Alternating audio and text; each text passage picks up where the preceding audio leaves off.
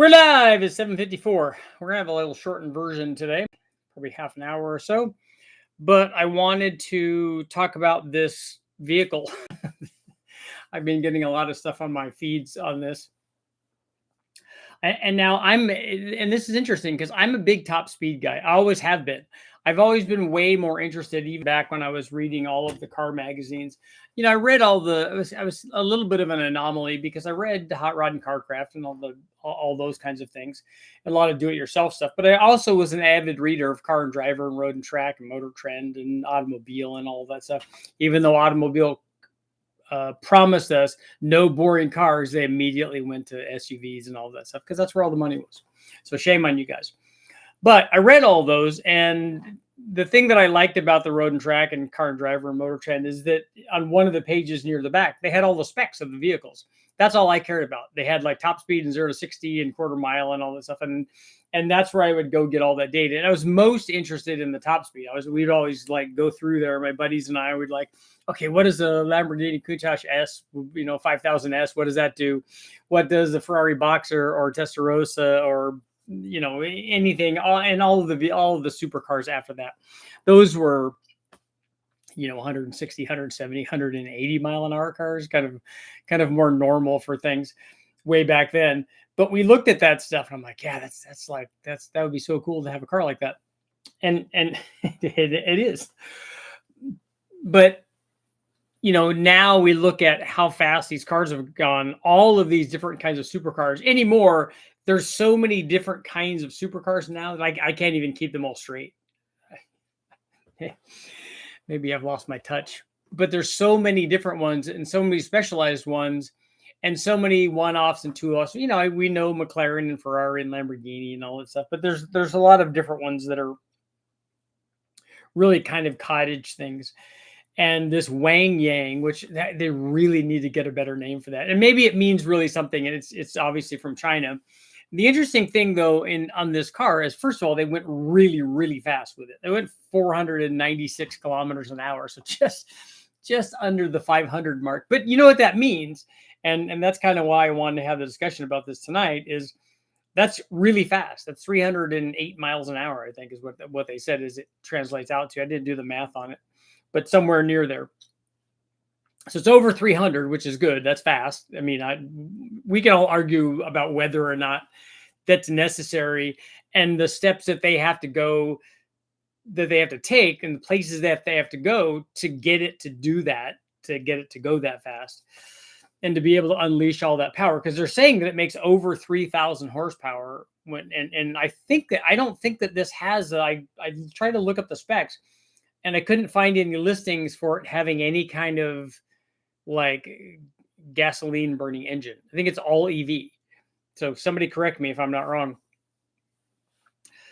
But the other thing that caught my eye, one, horsepower, because I care about that, top speed, that's really fast no matter how you do it. But the point I was going to make is that 496 kilometers an hour, 496.22, because they got to throw that in there in case somebody does 0.21. But 496 kilometers an hour, or just over that, is way too close to 500 kilometers an hour. So that has to be the new thing. And this is how it goes. We had 300 kilometer an hour cars, Ferraris, Boxers, Testarossas, Lamborghinis, things like that. And then, then it became 350 and then 400. And now apparently it's getting very close to 500. So who's going to be the first guy to break 500 now? I thought, way back, I was thinking 300 is pretty easy, 186 miles an hour, whatever. That's not that hard to do. You could get, like my Mustang went faster than that. So that's not that big a deal. At least it wasn't to me. And it is cool. I mean, I would much rather have a Lamborghini or a Ferrari than the Mustang. But going that fast is just a matter of putting the power. And, a guy in a Corvette with almost any kind of modifications was doing that. And then the ZR1 became a 180 mile an hour car. And so then modified versions of LT ones and ZR and LS ones and stuff like that, going that fast. Now we got 1,000 horsepower production Corvettes that go 230 miles an hour. So we've come a long way since those days.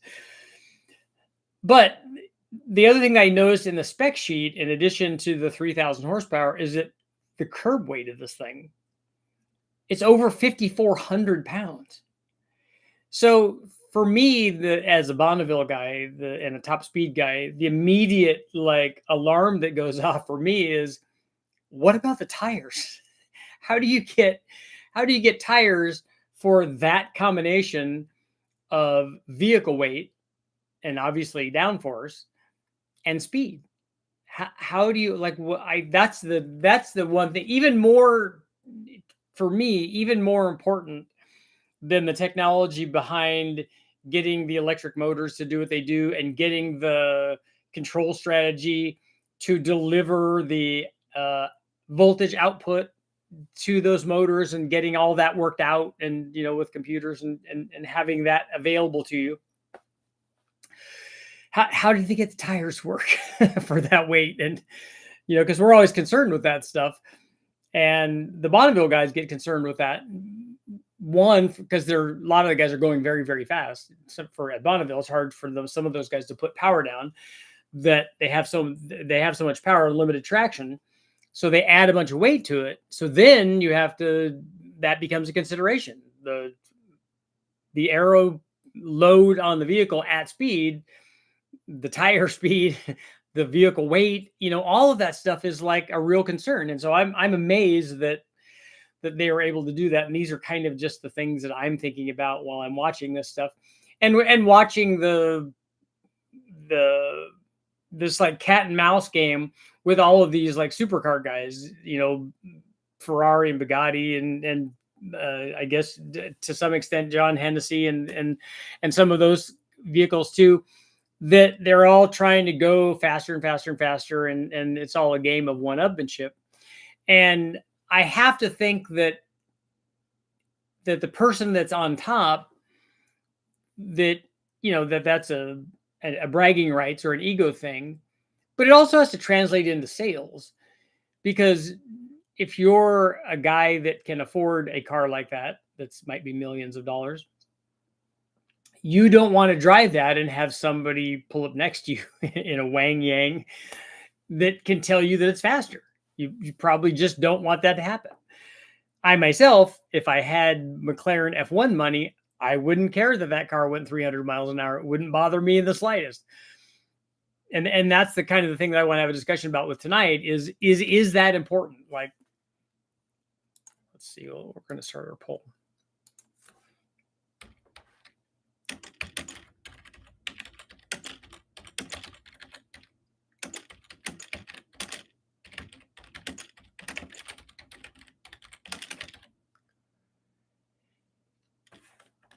$300 plus, because it's more than that. Not raw top speed, any value in a production car.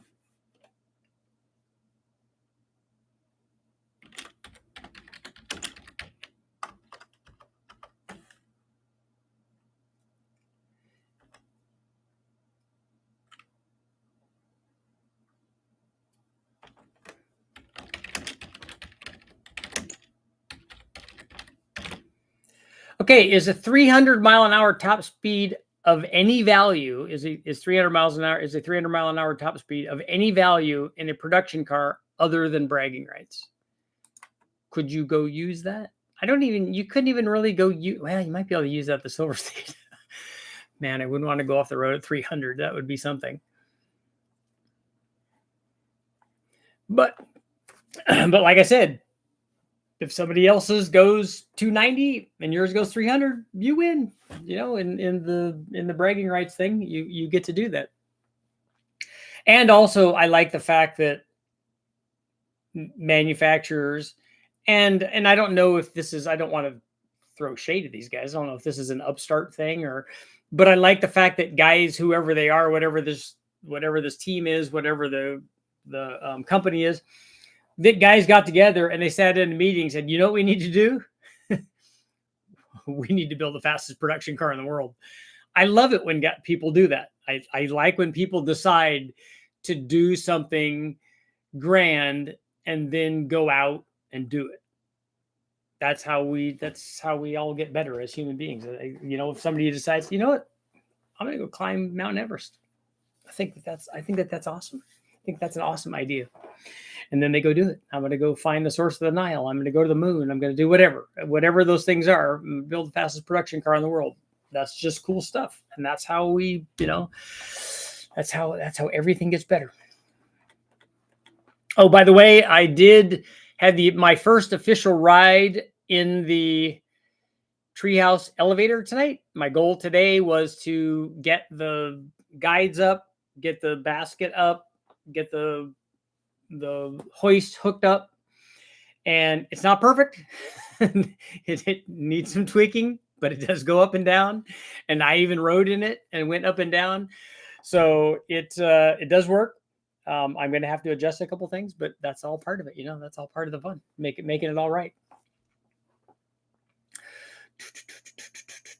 Please don't stop. Queensland, what's going on? Top speed is kind of the thing. Work truck, SUVs. If you aren't in a congested area, yeah, I don't know where you could do that.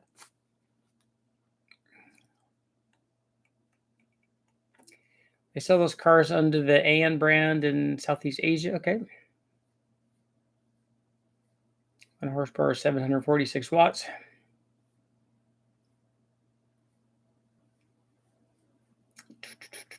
When I was in high school, Andre Agassi bought a Vector.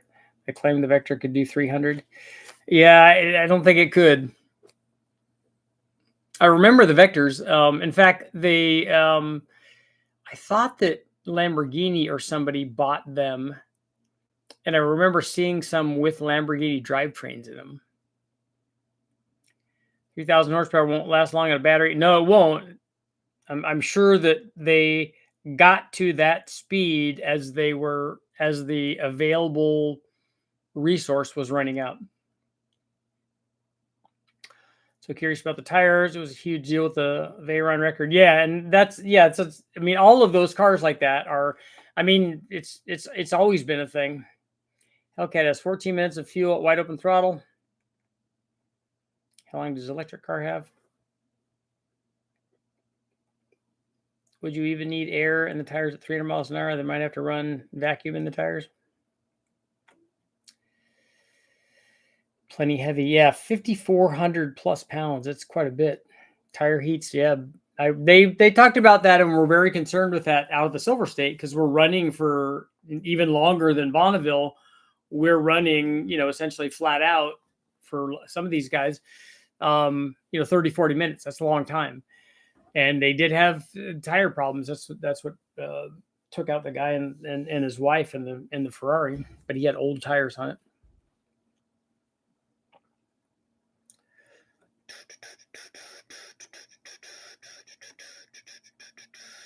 Good luck in Houston traffic.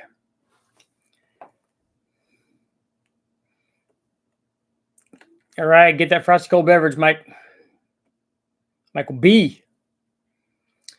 I wrecked my Focus on the Silver State Road, hitting a deer and jumped it several times going through a cattle guard. Uh-oh.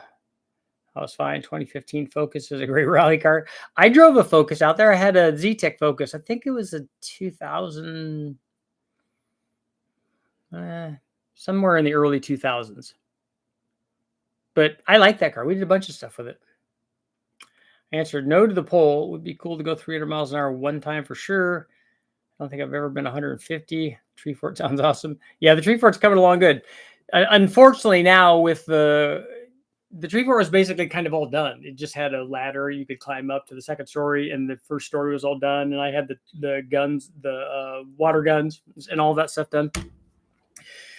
All along, I wanted to put the elevator in, and then I knew when the elevator goes in, I have to reconfigure a bunch of stuff. So that's now that once I get the elevator working perfect, then I just have to reconfigure. But working with the wood is so much easier than working with the metal, the rectangular tubing. The drilling and everything is kind of a pain.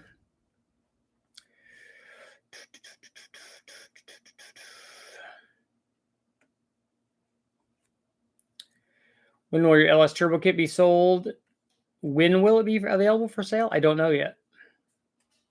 Peter probably has tires that will work. When Gordon Murray designed the F1 McLaren, he didn't care what the top speed would be, just like when he designed his newest car to be a driver's car. Yeah. If I had, like I said, if I had McLaren money, then I would have turbo McLaren money. I like the F1. Although I like this newer one that they're doing also, that's a tribute to the F1. I kind of like that car too.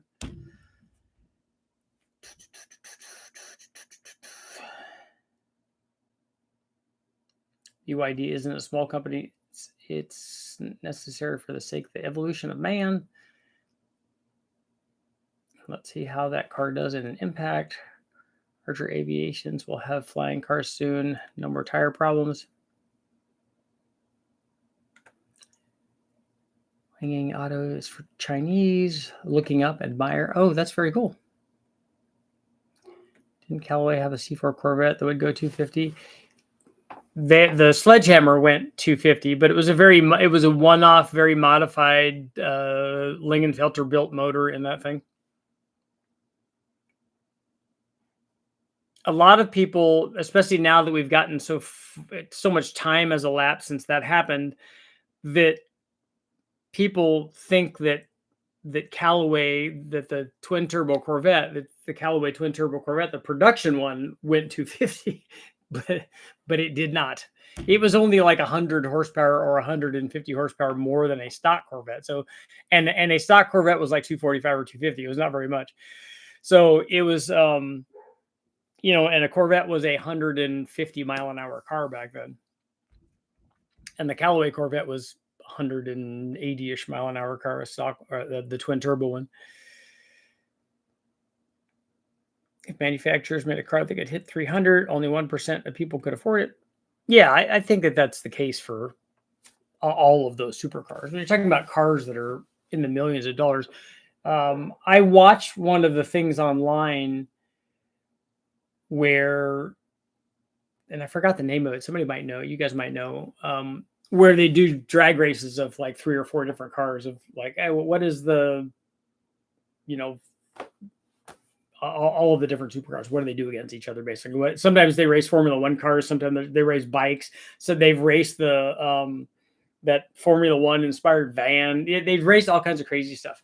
And it's really good. I like watching it because I like seeing I like watching the whole run, because sometimes they'll do a quarter, sometimes they'll do a half mile. And then you could start seeing where aero comes into play. If somebody doesn't get a good launch, you could see how well cars that hook up really well, how well they do. And then the other guys, even if they have more power, they don't run them down. And it's all cool.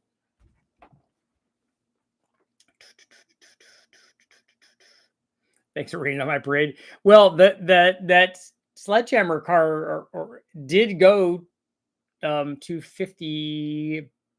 It's 253 or 258. So it did do that, but it was not the production car.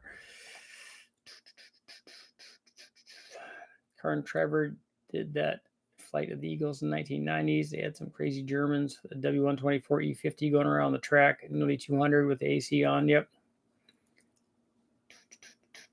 Make enough power to go 250 with TPI. Yeah, it wasn't a tune port motor.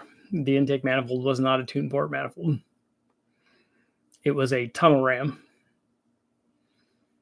Top Gear 50 car drag races were good.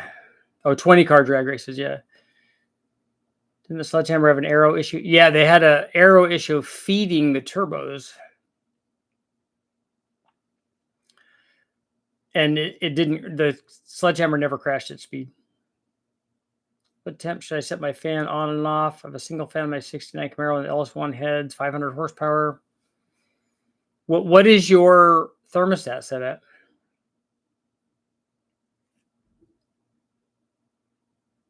In the same race, the Corvette drivers look like they're about to die at 200. I'm glad I can use my whole speedo.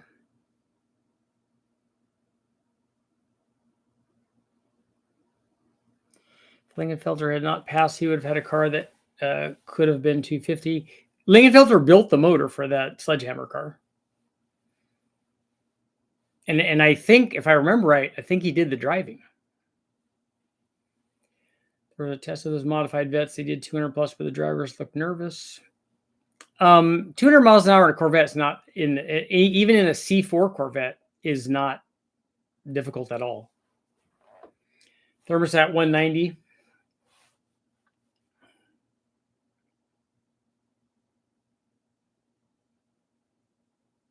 Does anybody have any advice for Cougar?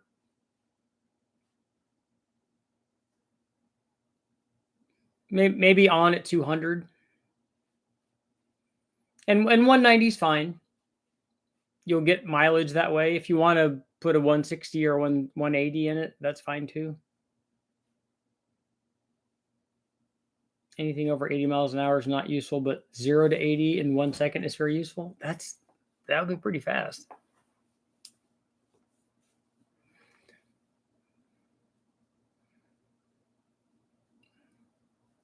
Wrap my head around this. My truck stays at 210 for the engine temp. What would the thermostat be rated at?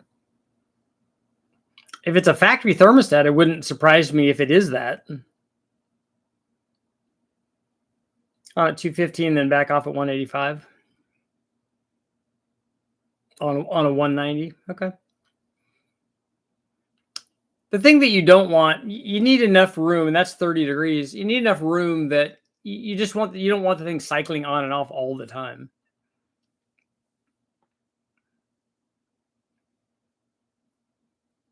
Yeah, factory style. Mine runs less than 210, I think.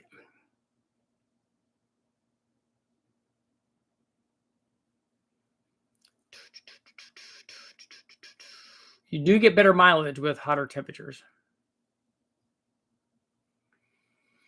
But you make more power with colder temperatures. See how those things go together? I was hoping that this car, when I saw it, it's all swoopy and stuff, and so it looks supercarish. But I was hoping it was some kind of cool twin turbo thing that was also augmented, by lithium battery powered motors.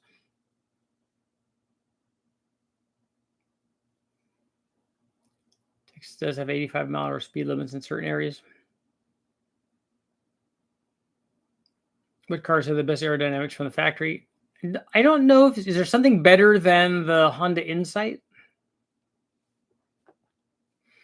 Or one of the Priuses, I think, had that too. It had pretty good aero on it. They were obviously doing it for fuel mileage, but as it turned out, it works pretty good for going fast too. I always wanted an Insight for Bonneville.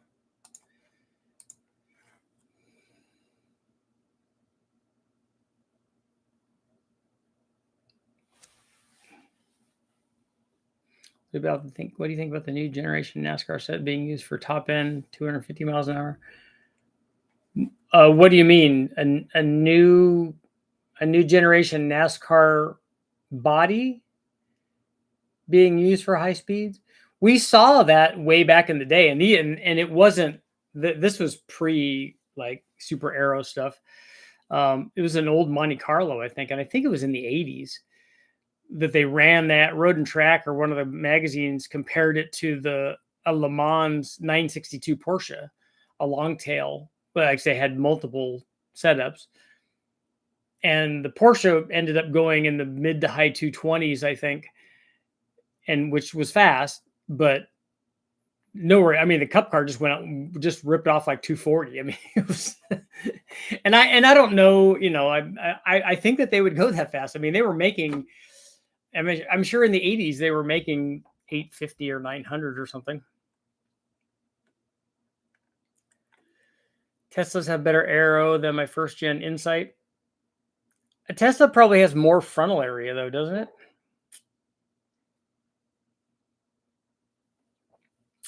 Thing about electric is you're carrying all the fuel with you, and a gas car you're only carrying half. The rest is air.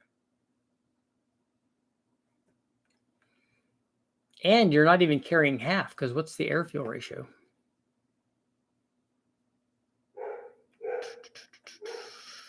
Would the heater work better with a 190? Yeah, during the winter months, a hotter thermostat would provide better heater action. Summertime in northern Michigan. It was hot today. Our car now should be running 250 unrestricted. They don't have any shortage of power, that's for sure.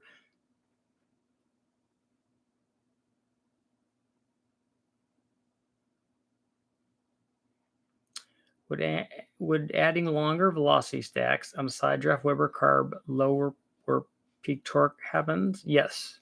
Or is that only applied to intake length after the carb? No, the whole inlet track from the inlet of that air stack down to the valve is all inlet track, including the cylinder head. But we don't ever usually talk about the cylinder head when we're doing an intake, with different, when we're comparing different intakes, because the cylinder head stays fixed. So whatever length that is, it stays that length. It doesn't change unless you put a different head on it. And so anything in front of that, on either side of the throttle blade on a Weber or any sort of, you can have an IR manifold, but if we put, and we've done that many times where we take stack lengths and change the stack length, on the air side of the throttle blade, and it definitely has an effect on power. On GM4 pickups, 170, 230 shows 210 on the gauge. That's pretty big range. I hate GM's non-information gauges. Yeah, mine seems a little random, but nothing's happening to the motor, so. But it's showing on the low side, below the middle of the gauge, wherever that was, 200 or 210 or something, it's showing lower than that.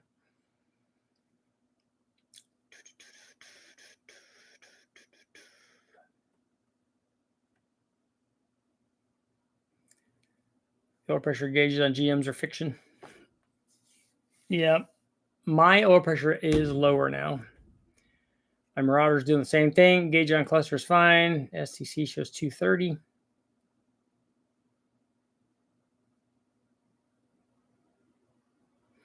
Yeah, I remember seeing that on some production vehicles.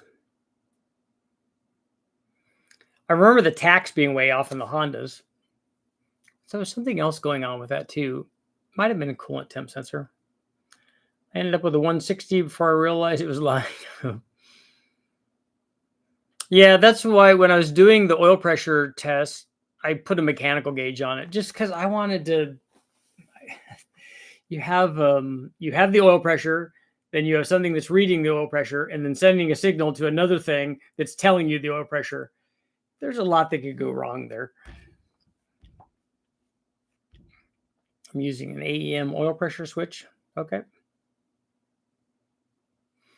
If you verify the switch and the gauge to a mechanical gauge and it shows the same thing, I wouldn't worry about it. But I would always be worried about it down the line. Okay, especially if something changes. Okay, now it changed. Did something change in the motor? Did something change in this gauge assembly? I just don't know. And I like having accurate data, which is why we're going to do the air temp sensor stuff. Never find either one of the air temp sensors. One is for the fan, one is for the cluster. Oh, the coolant temp sensors. Ours have horrible parts catalogs. Yeah, it's interesting that they use two of them, that they use one for the gauge and one for the fan switch. Got to make mistakes to learn success. There you go. I bought a Harbor Freight manual tire changer. Haven't had time to test it out yet.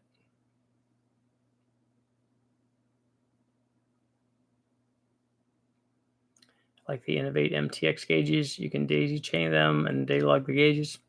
I've used Innovate stuff. We used their air fuel meter on all of the Bonneville stuff that we did. And it worked great. And it worked fantastic. I'm thinking I need a new tire. I got lots of wear on the inside edge of one of my front tires. The way that I solved this, I put it in the back. Now it'll only wear the other 3/4 of good tire that's still left. And the tires I have on there are used Michelins that I got at my local tire guy. I got a tire guy. and he's kind of like old school. I don't like going to these chains, and so I go to this guy, and so he has, he has stuff that people come in there and take off perfectly good tires and put new ones on. I'm like, those Michelins are awesome, and not only are they awesome, and they had a lot of tread left in them, but they've lasted a really long time. I'm surprised because I've put, usually just buy cheap tires for it because, low buck truck stuff. But these tires were used, so they were low buck, but they've definitely lasted longer than the new cheap tires that I bought. Don't be surprised if top speed record comes out as a fake. I was kind of thinking it seemed like the way the video that they showed that the speed came, like the end speed came like really quickly. Innovate's cool tech, but they do not like errors.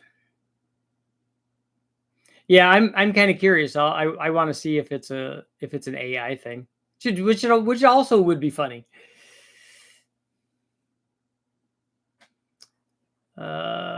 You can, there is a 300 club for Bonneville. I don't know if it's a, I don't know. I'm not in that club.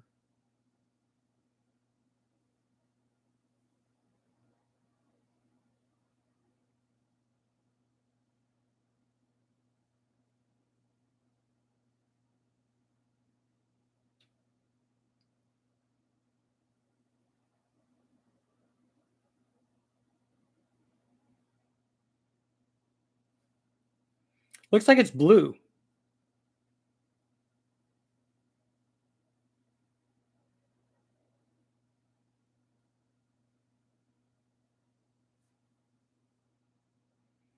So now I need to get a blue hat. What do I need to go 300 in?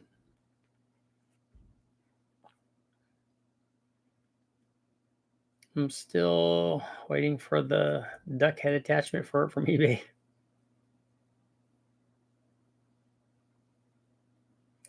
Black for 400. Okay. Did one top speed record a year ago come out as a fake? Yeah, the Tuatara, I think.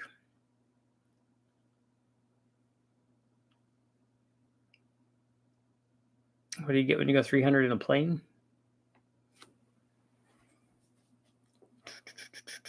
Oh, I need to be in a plane to go 300.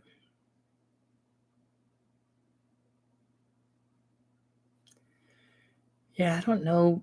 Maybe a streamliner or something like that.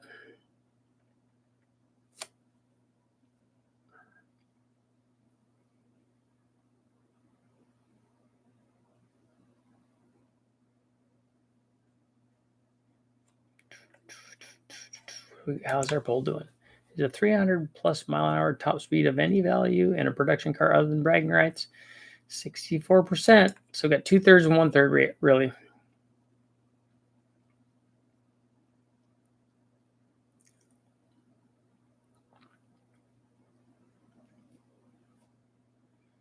I don't know what a low tech C1000 is.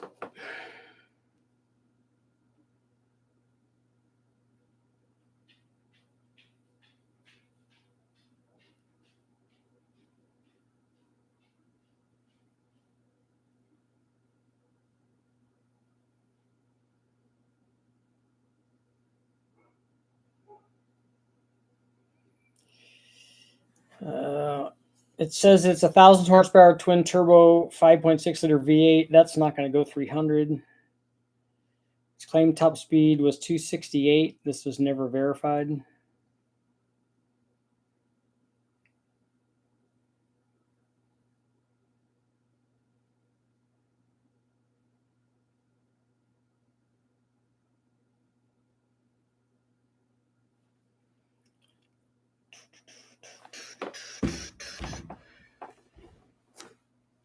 Mercedes went 300 in the 50s. The Auto Union cars went really fast back then too.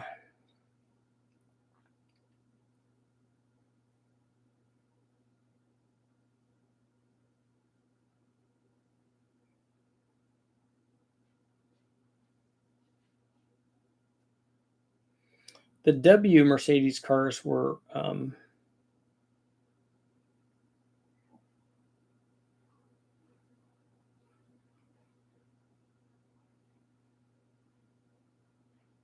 Let's see.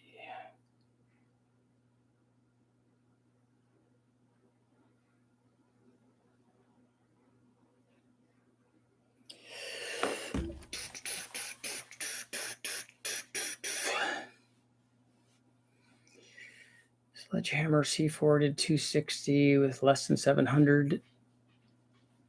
That's not the number that I was told that motor made.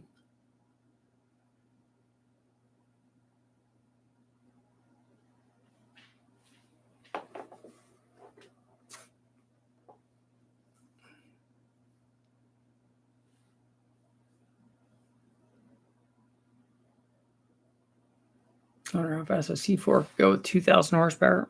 Probably pretty fast.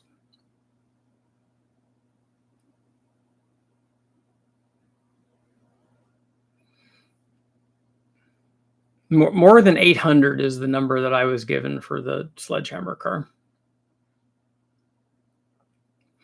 The Sledgehammer Corvette that did 250.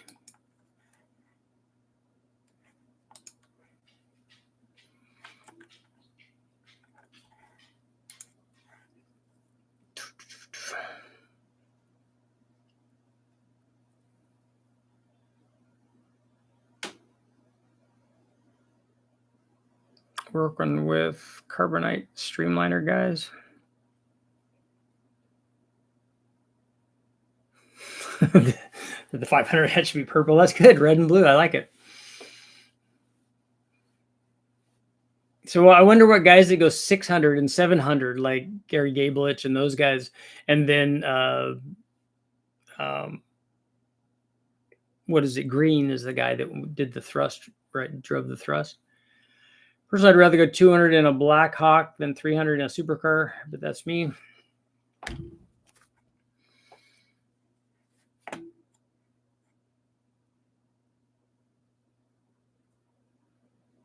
Are you hanging out the side? Are you like the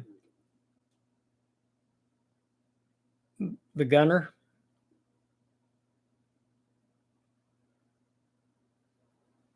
I'd like to know who picked GTX 3584 on a 1400 horsepower Unicorn. They nailed it.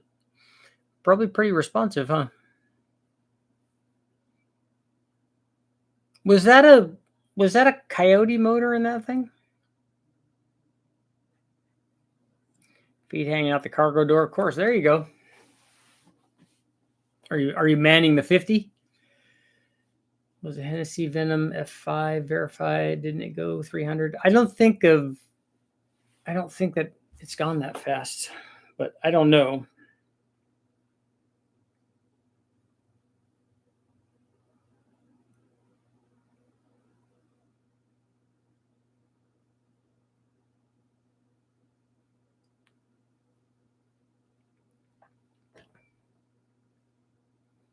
Has a targeted top speed of 311 because somebody else went. Well, its theoretical top speed is 328. The company aims to hit 300 in two directions to verify the record. The car achieved 271 during a test.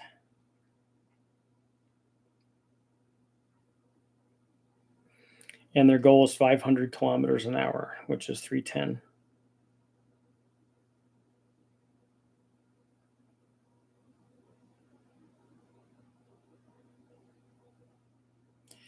.6 liter V8 produces 1,817 horsepower.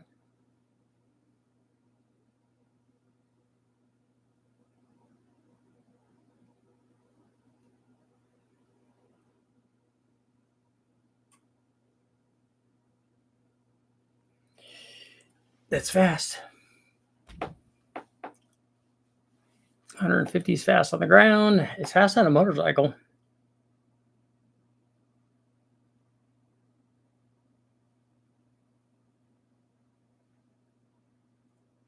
If I am on wheel drive, guys, yeah, rocket and jet powered stuff.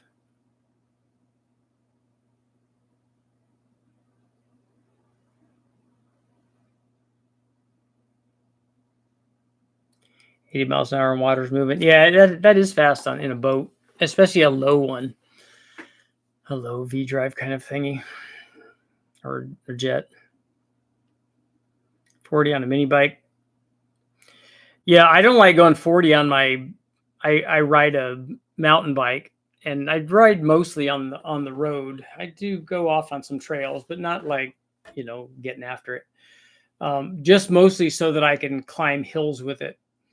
But going on some of the downhill stuff, not on the trails, on the road. I think 36 is as fast as I've gone. I don't I don't really want to go that fast. I just don't trust the bike to not fall apart. The last thing I want to do is go down and become hamburger. That's not good.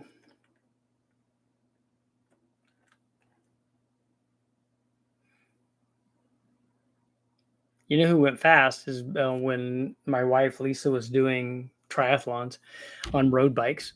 She would go really fast down hills. 36 is wild on a pedal unit. Yeah. Yeah, that was me pedaling going downhill. But the problem is that the hill where I do that at, where I do my top speed testing at, it's a very busy trail. So I do it when it's hot outside and there's nobody out walking. So if it's like 100 degrees or whatever, and I'm out riding hills, which is dumb of me to do, but also good of me to do because then other people aren't out there. But there's always going to be one person. Like I got to fly around this. I got to pedal all the way from the top and then go around this corner. And then when I go around the corner, I can kind of see. But there's a bunch of trails that come onto this road, and the one thing, people can come, dogs and stuff, and I obviously don't want to have any problems there, but also the squirrels, because when there's no people out there, the squirrels are out. And so you get these kamikaze squirrels deciding that what I need to do is run when this guy's like doing a top speed run down this hill on his bike. I need to run right out in front of him. So I'm like, dude, if I hit you, that's going to be bad. If you could pick whatever configuration bore or stroke, what 1 liter would it be? I have a 1 liter that I picked already. It's a 3-cylinder, but I would pick a 4-valve motor, just because it's because of head flow, we can make a lot of power that way.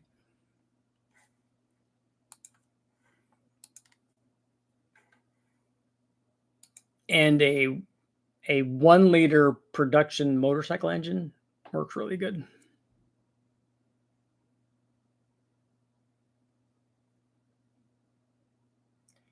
Had a lot to do with wind for the top speed runs. Just pick up a 20 horsepower scooter, duck down. You can pick up 20 miles an hour. Yeah, I don't know about 20, but you definitely can, because I can get in my speed tuck going down the hills on the bike, and we've done that before. It's actually a game for squirrels, like playing chicken. It does seem like it, because I mean they're already to the side of the road, and all they have to do is just not do anything or go the other way, and they're like, there's something coming. You know what I should do is I should run right across the road in front of it. And I've seen them do that other times. In fact, Milo, when he was alive, we used to take him over there and take him on hikes. And I'm walking down the trail with him, and there's a squirrel to the outside of us, and he wants to be over. He really kind of should be over in the trees and not out in the field where birds of prey and stuff could get him. And he sees us walking, and I'm like, we're I don't know, 10 or 20 yards from where he is. You can just go across at any time and just be safe and be happy. He doesn't. He sits there and he waits until we're right on him, and then runs right across, right into Milo's mouth. Milo's like, what are you doing? Oh yeah. I'd pick a 2-stroke for a 1 liter bike if given a choice. The 500cc Grand Prix bikes, the 2-stroke ones, made lots of power. I don't know that I've seen a 1 liter version of those, but the 500 bikes were really fast. Those were probably as fast as the 1 liter 4-stroke bikes, I would imagine. On a CBX inline 6, I would pick that just because it's cool. And the same reason I would pick that, I would pick a VMAX. Another cool bike. I am more of a handling guy and stuff, but VMAX is kind of like having a big block Chevelle. Anyone make 1,000 2-stroke Biggest made was 500. Some custom 6s or 7s. I've never seen one.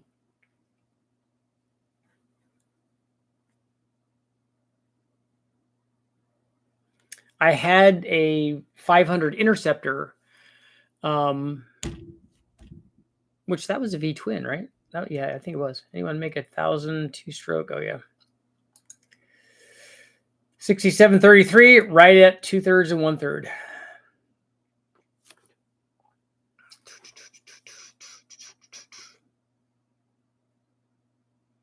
Snowmobiles and outboards for bigger 2-strokes. I like the guys that drag race the snowmobiles. That's kind of cool. We got 2 more minutes. 2 more minutes.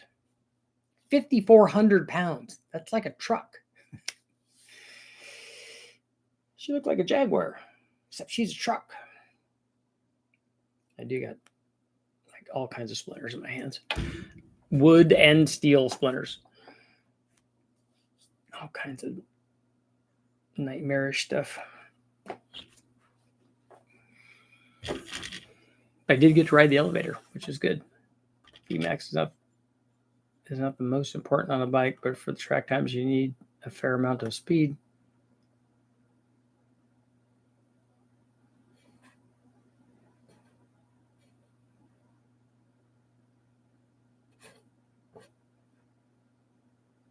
Yeah, metal slivers. Yeah, and I have none of it's aluminum. It's all going to be steel.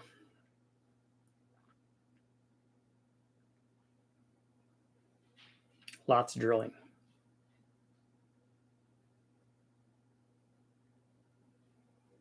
Hit 175 on a couple of tracks. That's fast. Jet belt's the only thing I've ever had that actually scared me. That truly scares me. I can see why. I've been in a V drive when I was little and did not like it. And it was going 93 or 94. It was some kind of modified L88 powered 17-foot V drive with the front and the rear facing seats. And so I was facing rearward at a, chromed over the transom open exhaust thing, and it was loud, and it just was not my as a kid, it was not my cup of tea. I mean, it looked amazing. The boat was fantastic because we had like a little 17-foot with a 75 horse McCullough on it that we used for skiing, and this one that he had was something quite a bit different, and it was very, very cool, but from a distance.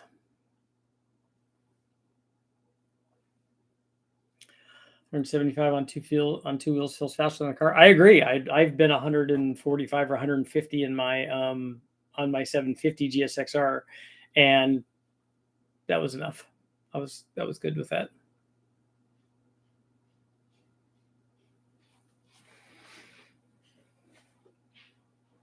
But I always wanted a Hayabusa. It's a big bike, probably too big for me, but I did always want to ride one.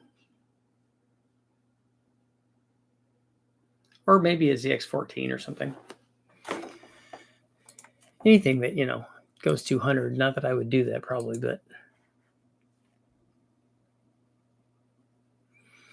Got 1 more minute.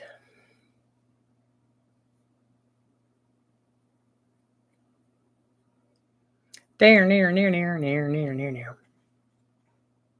Yeah, I'll be interested to see if it's on this top speed thing, if it's not real. Don't want to go 90 in a boat. Yeah, not good. 200 at Bonneville on 2 wheels would be awesome. Yeah, just that's not my cup of tea either. I have nothing but respect for the guys who are doing it. About a Boss Hoss with a tall deck. That's definitely a big block Chevelle kind of thing, right?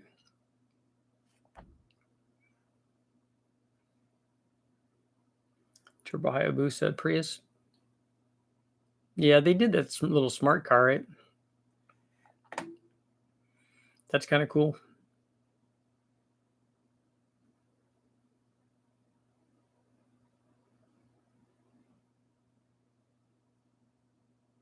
I was given a ride in a 14-foot jet boat, the 454. Yeah, that's like a potato chip. That's a really small one. On that note, it is time to go. Thank you guys all for showing up. I'll be back tomorrow with more updates on the tree fort, and then I want to get the tree fort done. So now I could focus in on I got to get the turbo sprint running. That's my goal.